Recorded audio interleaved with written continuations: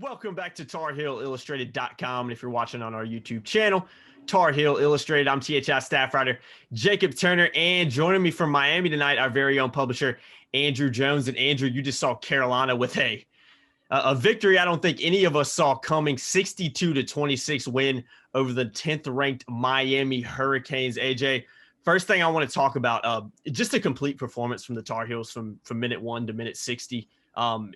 I'm going to ask you this question. I think I can pretty confidently say it's the best Carolina or most complete Carolina performance I've seen in my lifetime. From your perspective, AJ, would you go as far as to say that for yourself as well? Yeah.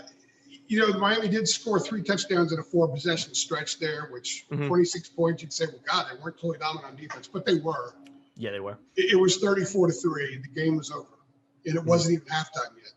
You know, when you think about Miami's first possession, Hurricanes got a field goal on it. They were moving the ball. The Carolina was having issues with De'Aaron King. He was running right in the gut. And then Tyrone Hopper made a play where he forced King to roll to his right and throw the ball away. And then a couple plays later, he made another play. He and Vahasek made a play. And Jaquarius Conley, who played by far his best game, he made a big-time play. And suddenly you could see the defense. They got off the field, forced a field goal. They had some mojo. And over a span of, I think it was 24 plays, Miami had 56 yards. And while the defense was doing that on one side of the ball, the offense was rolling up a 34-3 lead on the other side of the ball. So if you're going to ask for a defense to be dominant on the road against the number 10 team in the country while the offense is also dominant, then if you're a Carolina fan, you got that. And you got it there was no way Miami was coming out. I know they did that thing 30 some odd years ago against Maryland. I saw so many tweets about that. OB, but this wasn't Maryland they were going up against, and that wasn't the same Miami team. The Tar Heels did everything well. The offense did not have a penalty until 4 minutes into the third quarter. That's wild. They didn't turn the ball over. You know, they didn't really miss any assignments. I think they got to Sam once. And Sam scored that touchdown early in the fourth quarter, I think it was. And I asked him, I said, was that an indication that you guys could just do whatever you wanted? And Sam he's not a chest pounder when it comes to the interviews, but he kind of said, yeah. He said, we could have taken the top off the defense every time if we wanted. But we didn't want it. They wanted variety. And they also wanted an amazing rushing performance that they got. They had 788 yards, something like that. Yeah. In fact, at halftime, I tweeted out a stat. Actually, it was before halftime. The offense today had 421 yards with 3.5 minutes left in the first half. Last week in the first half against Western Carolina, an FCS team playing its third game, they had 424 yards. Yeah, I saw that tweet. And another thing, too, if you mark the offense's first drive of the second half today, and that was all with starters, obviously, and you go back to last week against Western Carolina when the starters played the first half, they had a 14-possession stretch in which the starters on offense scored 13 times, 11 touchdowns. And yet there were still complainers about Longo on Twitter. Which I know. This was as thorough a performance as I've seen covering Carolina. And the only thing I could think of that was close to it was the second half against Virginia back in 97 at home. I think they were down 20-3 at one point. They came back and won 48-20. And that was a ranked Virginia team. But this was on the road. This was against number 10. And this was a scenario that UNC hasn't handled one in a long time. They haven't beaten a top 10 team on the road in forever. Last win over a top 10 team was Miami in 2004 when Connor Barth kicked the field goal. Carolina fans wanted to see everything put together in one night. You saw it tonight. Yeah, absolutely. I definitely saw it. Just going to run through some stats real quick before moving to the second thing. 554 rushing yards, 5 touchdowns on the ground for Carolina, 224 yards through the air, and 778 total yards on offense versus Miami's 314. So I think that right there statistically kind of shows how much Carolina dominated this evening at Miami. Second thing I want to touch on, though, AJ, a lot of milestones tonight.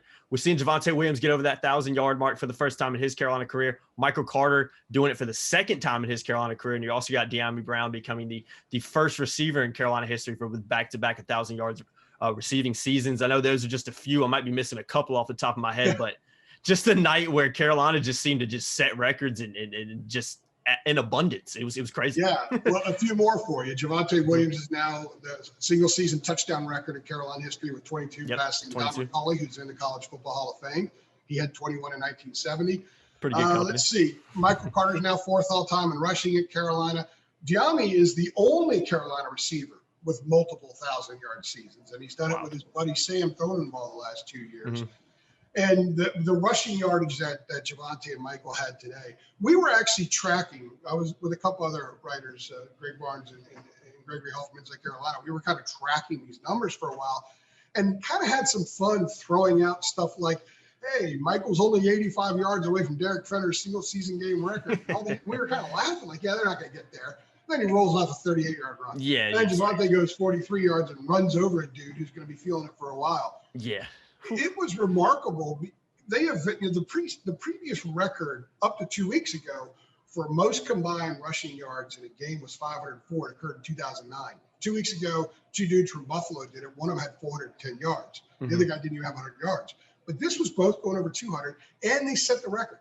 544 yards, the most ever in FBS, combined yards for 2 running backs. And remember, Ball State did it in 09. Buffalo did it 2 weeks ago. This was Power 5. This was at the number 10 team in the country. This was at NFL guys on defense. And this was at a place that the last time the Tar Heels came in here, they got absolutely trucked. Yeah. So the milestones were all over the place. And, for a while we thought, you know what? Of all the games that Sam's touchdown passing streak might come to an end, this is it. I think that there was a concerted effort to get him one there late. And by the way, he had a rushing touchdown and a receiving touchdown before he had a passing touchdown. That's wild. It was remarkable. Michael, 308 yards. He's 308, the second Carolina running back to ever run for 300 yards in a game. We could go on and on. Chaz Surratt, by the way, just to throw this out there, I asked him after the game. He's another guy that doesn't show you much. Yeah. And I said, was there some personal juice? Because everybody remembers what happened. I was here 2 years ago. Yep, remember that game. 4 for 10, 2 interceptions returned for touchdowns, and he tore the ligaments in his wrist. He hadn't played quarterback since. And the next couple of months of his life were very difficult in a lot of ways. And he goes to linebacker. And here he is, 10 tackles at halftime, 2 BBUs. He had that 4th down stop. So that's not a milestone from a statistical standpoint, but from an emotional standpoint and a personal satisfaction standpoint, that absolutely was for Chaz Surratt. Yeah, absolutely. AJ, last thing I want to touch on before we wrap this one up, we talked about throughout the whole season, but really throughout this week as well. We touched on this in the THI preview podcast. The process with this Carolina football program in year 2 of Mac Brown Part 2, they come out and they get this is a statement win from Carolina. Would you agree with that, Edge? Just the way in which they did it on the road against a top 10 team. It's a statement win from Carolina. It's something that not only bodes well for this team this season, but the program going into the future. What did we talk about in the first part of the preview pod?